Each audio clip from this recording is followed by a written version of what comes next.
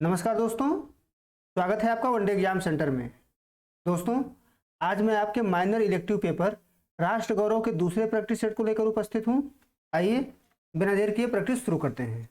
आपका पहला प्रश्न है, महावीर स्वामी का प्रारंभिक नाम क्या था? सिद्धार्थ, नरेंद्र, वर्धमान या फिर दयानंद? आपका सही उत्तर है ऑप्शन सी यानी वर्धमान, यानी महावीर स्वामी के बचपन का नाम या प्रारंभिक नाम वर्धमान था। अगला प्रश्न है, भरहुत स्तूप स्थित है, यानी भरहुत स्तूप जो है कहां पर स्थित है? आंध्र प्रदेश में स्थित है, उत्तर प्रदेश में स्थित है, मध्य प्रदेश में स्थित है या फिर बिहार में स्थित है? आपका सही उत्तर है ऑप्शन सी यानी मध्य प्रदेश, यानी भरहुत स्तूप जो है मध्य प्रदेश में स्थित है। तीसरा प्रश्न है, हिंदू धर्म में संस्कारों की संख्या कितनी होती है? ए है 10 संस्कार, बी है 16 संस्कार, सी है 17 संस्कार और डी है 18 संस्कार। आपका सही उत्तर हो जाएगा ऑप्शन बी यानी 16 संस्कार, यानी हिंदू धर्म में संस्कारों की संख्या कुल 16 होती है, जो जन्म से लेकर के मृत्यु के उपरांत तक क्रम से बारी बारी से आती है। अगला प्रश्न है, हड़प्पा कहाँ स्थित है? यानी सिंधु सभ्यता की जो स्थल हड़प्पा थी वो कहाँ पर स्थित है, इसमें आपको बताना है। तो भारत में स्थित है, बी है पाकिस्तान में स्थित है, सी है अफगानिस्तान में स्थित है और डी है नेपाल में स्थित है। तो आपका सही उत्तर हो जाएगा ऑप्शन बी यानी पाकिस्तान में, यानी हड़प्पा इस समय जो है पाकिस्तान में स्थित है। और दोस्तों, पाकिस्तान के पंजाब प्रांत में है, पाकिस्तान के पंजाब नामक प्रांत में हड़प्पा इस समय स्थित है। अगला प्रश्न है, किस ग्रंथ में 16 महाजनपदों का उल्लेख मिलता है? ए है अर्थशास्त्र, बी है इंडिका, सी है अंगुत्तर निकाय और डी है बुद्ध चरित्र। आपका सही उत्तर है ऑप्शन सी यानी अंगुत्तर निकाय, यानी अंगुत्तर निकाय में प्राचीन काल के 16 महाजनपदों का उल्लेख मिलता है इसमें।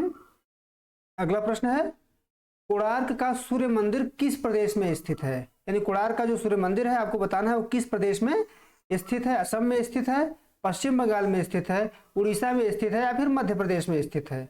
तो इसमें सही उत्तर हो जाएगा आपका दोस्तों ऑप्शन सी यानी उड़ीसा, यानी कोणार्क का जो सूर्य मंदिर है वो उड़ीसा में स्थित है, तो सी ऑप्शन सही हो जाएगा यहाँ पर।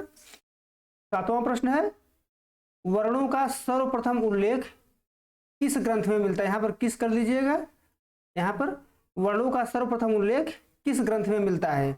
ऋग्वेद में मिलता है, महाभारत में मिलता है, रामायण में मिलता है या फिर पुराणों में मिलता है? तो यहाँ पर आपका ए ऑप्शन सही हो जाएगा, यानी वर्णों का सर्वप्रथम उल्लेख जो है ऋग्वेद में मिलता है और ऋग्वेद के पुरुष नामक सूक्त में वर्णों का सबसे पहले उल्लेख मिलता है। अगला प्रश्न है, रस रत्नाकर के लेखक कौन है? रस रत्नाकर के लेखक कौन है? नागार्जुन है, मल्लिकार्जुन है, वाराहमिहिर है या फिर सोमदेव हैं? तो यहाँ आपका सही उत्तर हो जाएगा ऑप्शन यानी नागार्जुन, यानी रस रत्नाकर के लेखक नागार्जुन है। अगला प्रश्न है, हठ योग संबंधित है, यानी आपको यहाँ बताना है कि हठ योग जो है किस पंथ से संबंधित है? ऑप्शन ए है नाथ पंथ से, ऑप्शन बी है रीति पंथ से, ऑप्शन सी है भक्ति पंथ से और ऑप्शन डी है प्रेम पंथ से। तो यहाँ आपका सही उत्तर हो जाएगा ऑप्शन यानी नाथ पंथ से, यानी हठ योग जो है वो नाथ पंथ से संबंधित है। अगला प्रश्न है, सामवेद के मंत्र क्या कहलाते हैं? श्लोक कहलाते हैं, छंद कहलाते हैं, यजुष कहलाते हैं या फिर साम कहलाते हैं? आपका सही उत्तर हो जाएगा ऑप्शन डी यानी सामवेद के मंत्र को साम कहा जाता है। अगला प्रश्न है, शल्य चिकित्सक हैं, यानी इसमें से कौन शल्य चिकित्सक है? आपको ये बताना है, सुश्रुत हैं, विश्रुत हैं, अश्रुत हैं या फिर धन्वंतरी हैं? तो यहाँ आपका सही उत्तर हो जाएगा ऑप्शन यानी सुश्रुत, यानी सुश्रुत जो है एक शल्य चिकित्सक है। अगला प्रश्न है, कनिष्क के राज्य वैद्य कौन थे? यानी कनिष्क के राज्य वैद्य कौन थे जो उनके दरबार में राज्य वैद्य का काम करते थे कनिष्क के? वे कौन थे यहाँ पर आपको बताना है। सुसेन थे, चरक थे, सुश्रुत थे या फिर अश्विन थे? तो यहाँ आपका सही उत्तर हो जाएगा ऑप्शन बी यानी चरक, यानी चरक जो थे कनिष्क के दरबार में रहते थे और कनिष्क के राज वैद्य थे।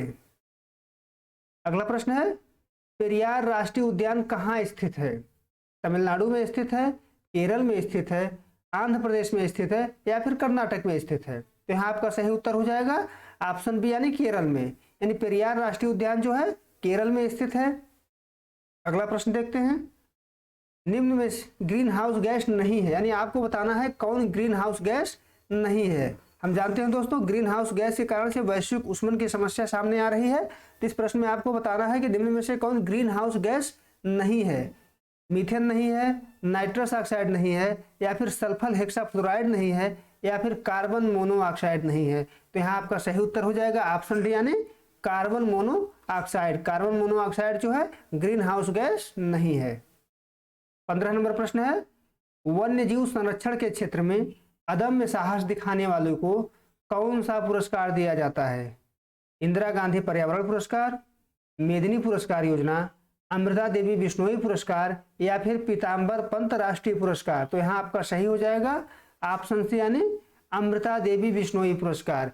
यानी जो वन्य जीव संरक्षण के क्षेत्र में अदम्य साहस दिखाते हैं उनको अमृता देवी बिश्नोई पुरस्कार से सम्मानित किया जाता है। अगला प्रश्न है, कौन सा प्रदूषक मनुष्य में कैंसर का कारक बनता है। कौन सा प्रदूषक मनुष्य में कैंसर का कारक बनता है।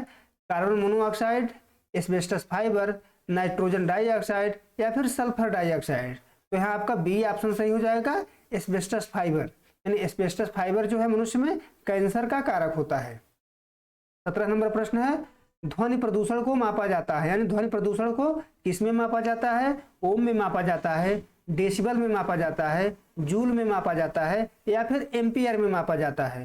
तो यहाँ पर आपका सही उत्तर हो जाएगा ऑप्शन बी यानी डेसिबल में। ध्वनि प्रदूषण को डेसिबल में मापा जाता है। अगला प्रश्न है, कौन सा रोग जल प्रदूषण के कारण होता है, यानी जल प्रदूषण के कारण से कौन सा रोग होता है। इस प्रश्न में आपको बताना है। तो नेत्र श्लेम कला शोथ हो जाता है, या फिर श्वास प्रणाली में संक्रमण हो जाता है, या फिर डायरिया हो जाता है, या श्वसनी शोथ हो जाता है। आपको बताना है कि जल प्रदूषण से कौन सा रोग हो जाता है। तो यहाँ आपका सही उत्तर हो जाएगा ऑप्शन सी यानी डायरिया। डायरिया जो है खराब पानी के कारण होता है, जल प्रदूषण के कारण जो है डायरिया नामक बीमारी होती है। अगला प्रश्न है, विटामिन ए का अच्छा स्रोत है, यानी इनमें से कौन विटामिन ए का अच्छा स्रोत है। आपको बताना है संतरा है, गाजर है, सेम है, या फिर अमरूद है। तो यहाँ पर आपका सही उत्तर हो जाएगा ऑप्शन बी यानी गाजर। गाजर जो है विटामिन ए का बहुत अच्छा स्रोत होता है। अगला प्रश्न है, आयोडीन की कमी से कौन सा रोग होता है। आयोडीन की कमी से कौन सा रोग होता है। घेघा होता है, स्कर्वी होता है, रतौंधी होता है, या फिर पोलियो होता है। तो यहाँ आपका सही उत्तर हो जाएगा ऑप्शन यानी घेघा। यानी आयोडीन की कमी से घेघा नामक रोग हो जाता है जो गले में होता है। अगला प्रश्न है, मशरूम में सबसे अधिक मात्रा में मिलता है। विटामिन सी मिलता है, प्रोटीन मिलता है, वसा मिलता है, या फिर अम्ल मिलता है। तो यहाँ आपका सही उत्तर हो जाएगा ऑप्शन बी यानी प्रोटीन। यानी मशरूम में सबसे अधिक मात्रा में प्रोटीन पाया जाता है। आगे बढ़ते हैं, अगला प्रश्न देखते हैं। ओजोन छिद्र अधिक स्पष्ट दिखाई देते हैं, यानी इस प्रश्न में आपको बताना है कि ओजोन छिद्र जो है कहाँ पर अधिक स्पष्ट दिखाई देते हैं। भूमध्य रेखा पर, कर्क रेखा पर, मकर रेखा पर, या फिर दक्षिणी ध्रुव पर। तो आपका ऑप्शन डी सही हो जाएगा यहाँ पर दक्षिणी ध्रुव पर। दक्षिणी ध्रुव पर सबसे अधिक स्पष्ट रूप से ओजोन छिद्र दिखाई देते हैं। अगला प्रश्न है, इनमें से कौन सा आयोग एक संवैधानिक आयोग है, यानी किसका जो है संविधान के प्रावधानों के द्वारा गठन किया गया है। कौन इसमें संवैधानिक आयोग है आपको बताना है। तो राष्ट्रीय मानवाधिकार आयोग है, राष्ट्रीय महिला आयोग है, या फिर राष्ट्रीय अल्पसंख्यक आयोग है, या फिर राष्ट्रीय अल्पसंख्यक जनजाति। दोस्तों यहाँ पर अल्पसंख्यक हो गया है, राष्ट्रीय अनुसूचित जनजाति आयोग कर लीजिएगा आप, राष्ट्रीय अनुसूचित जनजाति आयोग। यही ऑप्शन आपका सही हो जाएगा ऑप्शन डी। इन राष्ट्रीय अनुसूचित जनजाति आयोग जो है एक संवैधानिक आयोग है, संविधान के प्रावधानों के द्वारा इसका गठन किया गया है। तो अगला प्रश्न है, भारत में राष्ट्रीय मानवाधिकार आयोग के प्रथम अध्यक्ष कौन थे।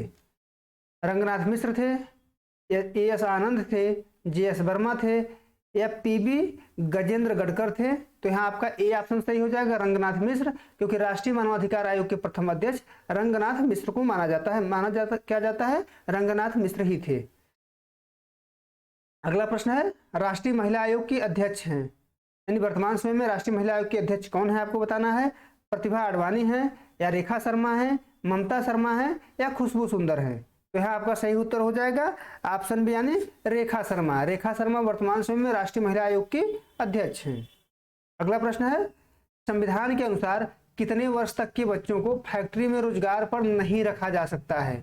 10 वर्ष से कम के बच्चों को, 12 वर्ष से कम के बच्चों को, या 13 वर्ष से कम के बच्चों को, या फिर 14 वर्ष से कम के बच्चों को।